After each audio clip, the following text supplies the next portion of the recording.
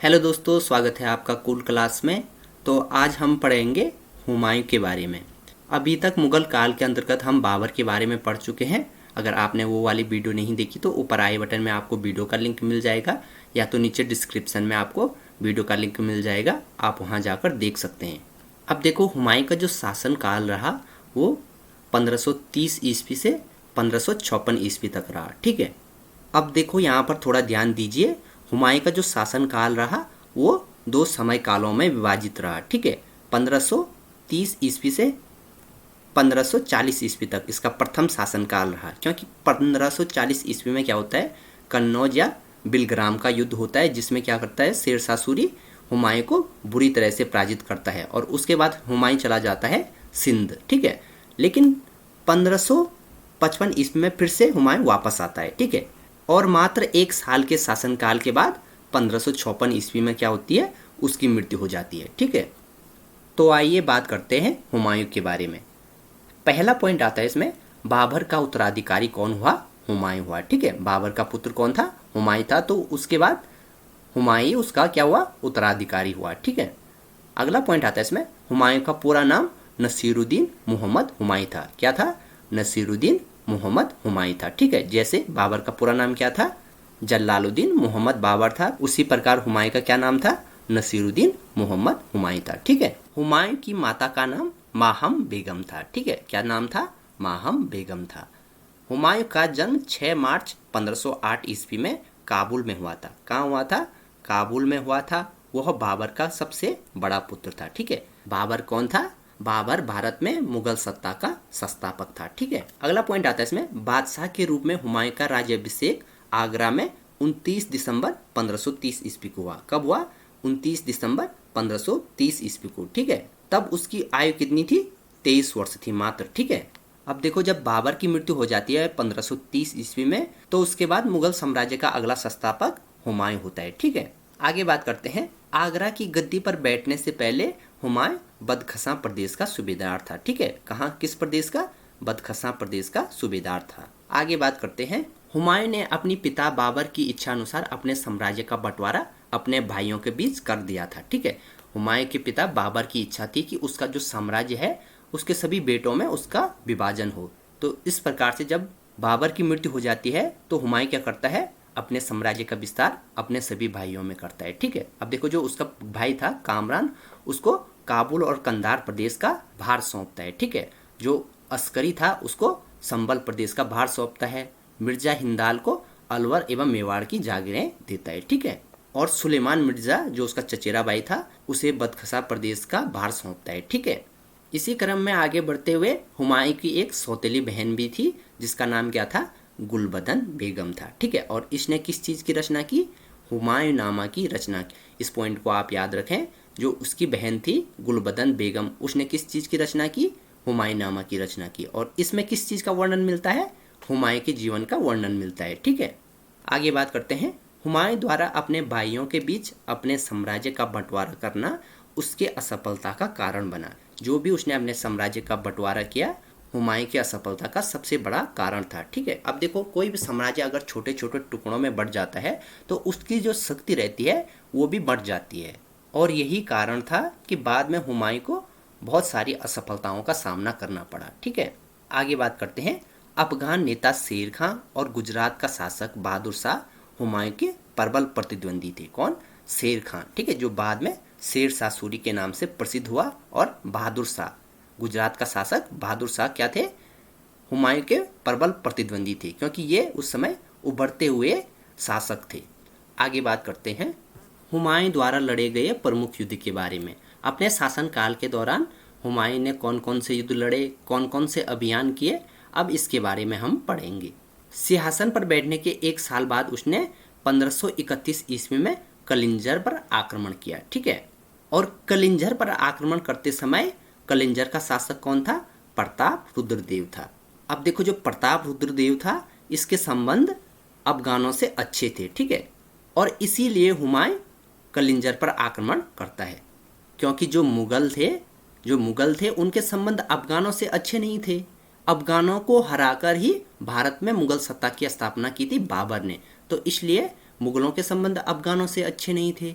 प्रतापरुद्र देव के संबंध अफगानों से अच्छे थे, तो इसलिए इसने क्या कर दिया, कलिंजर पर आक्रमण कर दिया और कई दिनों तक कलिंजर के किले के बाहर घेरा देता रहा। ठीक है, और अंततः जो प्रतापरुद्र देव था उसने क्या कर दिया, हुमायूं की अधीनता स्वीकार कर दी और दोनों के बीच क्या हो गई, संधि हो गई।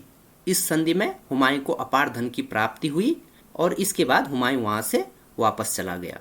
इसके बाद हुमायूं का अगला अभियान होता है देवरा या दोहरिया का युद्ध, जो 1532 ईस्वी में होता है। ठीक है, दोहरिया युद्ध में हुमायूं और महमूद लोदी के बीच संघर्ष होता है और इस युद्ध में हुमायूं की जीत होती है। ठीक है, अब महमूद लोदी कौन था, ये अफगानों का नेतृत्व कर रहा था। ठीक है, और इस युद्ध में क्या होता है, हुमायूं की जीत होती है और इस युद्ध के दौरान शेर खां भी महमूद लोदी का साथ दे रहा था। ठीक है, अब देखो हुमायूं को लगता है कि जो अफगान है वो बंगाल से लेकर बिहार तक और बिहार से लेकर धीरे धीरे अपना साम्राज्य का विस्तार उत्तर प्रदेश के दोहरिया क्षेत्र तक करने बैठ गए हैं, तो इसीलिए वो करता है दोहरिया का युद्ध और इसमें क्या कर देता है, वो महमूद लोदी को पराजित कर देता है। ठीक है, अब देखो दोहरिया का युद्ध जीतकर हुमायूं क्या रहता है, उत्साह में रहता है और आगे बढ़कर चुनारगढ़ किले तक पहुंच जाता है। ठीक है, 1532 ईस्वी में ही, और यहाँ पहले ही शेर खां पहुंचा रहता है,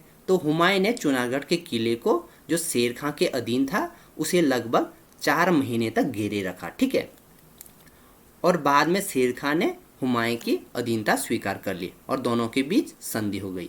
उसके बाद शेर खां ने अपने पुत्र कुतुब खां को मुगल सेना में भेज दिया था। ठीक है, अब देखो दोहरिया युद्ध के बाद हुमायूं आगे बढ़ते बढ़ते चुनारगढ़ के किले तक पहुंच जाता है, जहां पर किसका शासन था, शेर खां का शासन था और इस किले को लगभग 4 महीनों तक घेरे रहता है और अंततः जो शेर खां है वो हुमायूं की अधीनता स्वीकार कर लेता है और दोनों के बीच फिर से क्या हो जाती है, संधि हो जाती है।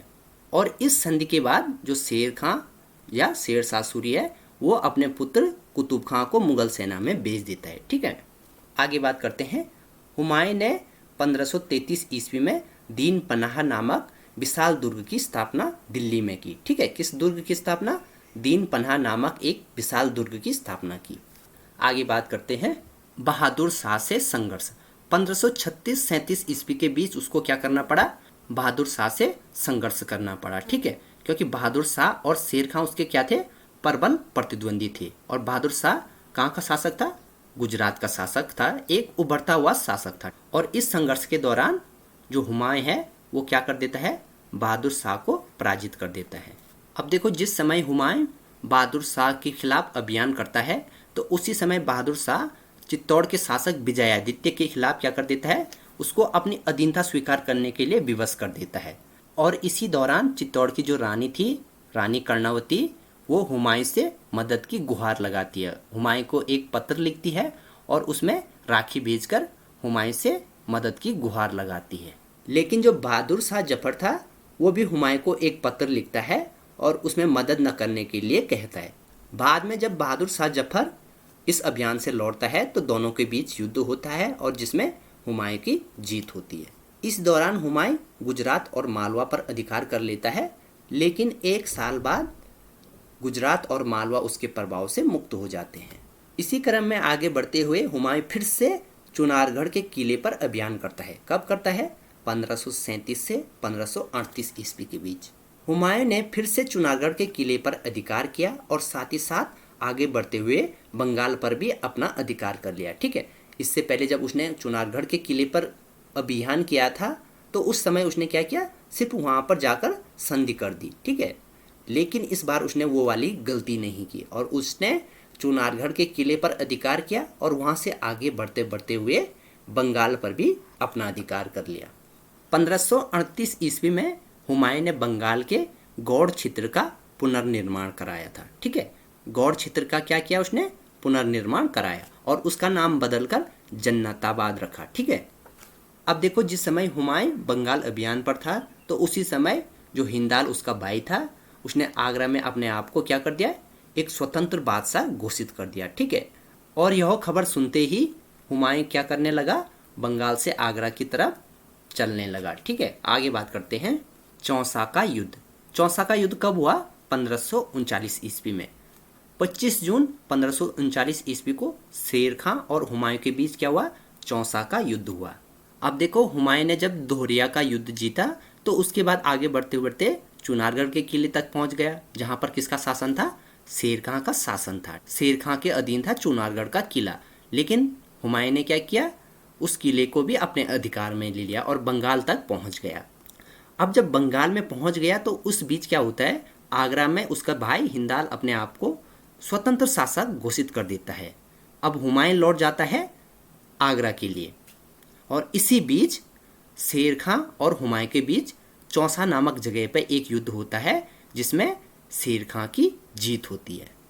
और चौसा के युद्ध में जब शेर खां की जीत होती है तो उसे एक नई उपाधि दी जाती है, एक नई उपाधि मिलती है, शेरशाह सूरी की उपाधि। ठीक है, इस चीज को आप याद रखें, कभी कभी एग्जाम में पूछा जा सकता है। जो शेर खां था उसको शेरशाह सूरी की उपाधि कैसे प्राप्त हुई? तो चौसा का युद्ध जीतने के पश्चात उसको शेरशाह सूरी की उपाधि प्राप्त हुई। ठीक है, चौसा के युद्ध के दौरान हुमायूं की मृत्यु नहीं होती है। उसकी जो अधिकांश सेना रहती है वो घोड़ों सहित नदी में छलांग लगा देती है, और वहां पर निजाम नामक बिस्ती क्या करता है? उसकी मदद करता है और नदी पार करवाता है, और इस प्रकार से हुमायूं वहां से भाग जाता है।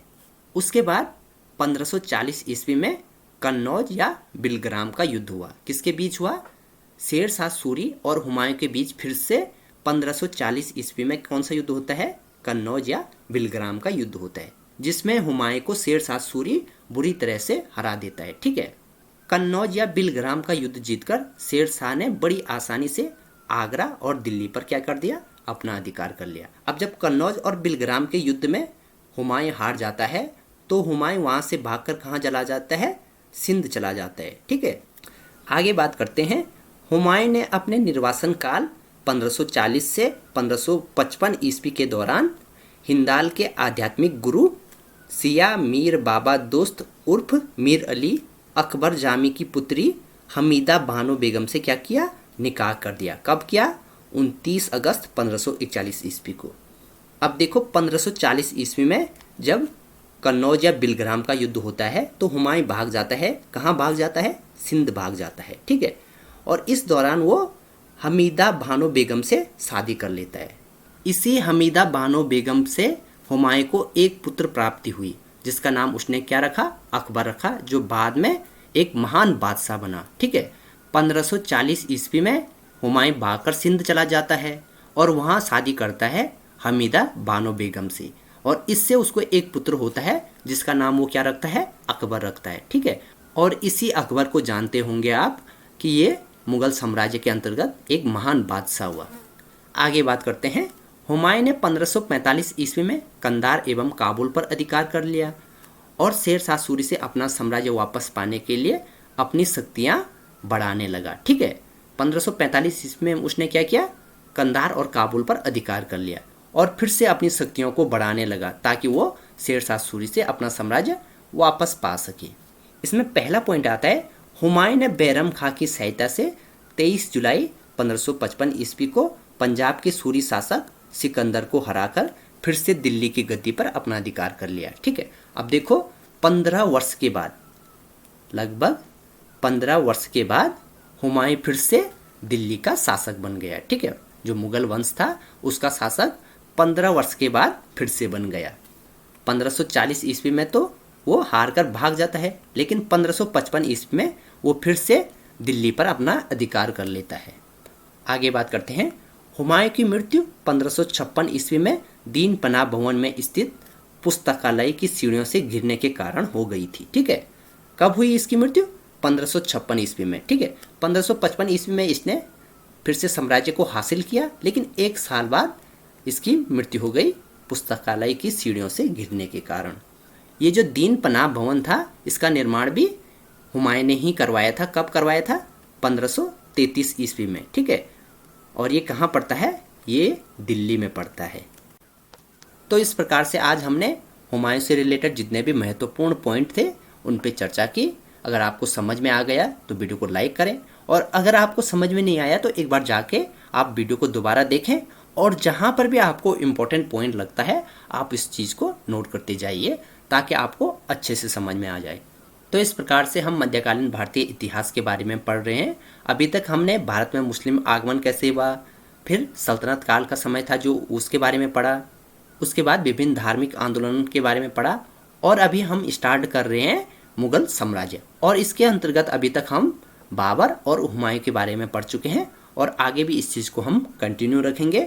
आप भी इन चीज़ों को अच्छे से पढ़िए, देखिए, अच्छे से नोट्स बनाइए ताकि आप लोगों को ये सब चीज़ें अच्छे से समझ में आ जाए। तो फिलहाल आज की वीडियो के लिए इतना ही। अगर आपको जानकारी समझ में आई तो वीडियो को लाइक करें, कमेंट करें, शेयर करें। चैनल पे नहीं हो तो चैनल को सब्सक्राइब करें। मैं मिलता हूँ आपसे अगली वीडियो में, तब तक के लिए बाय बाय।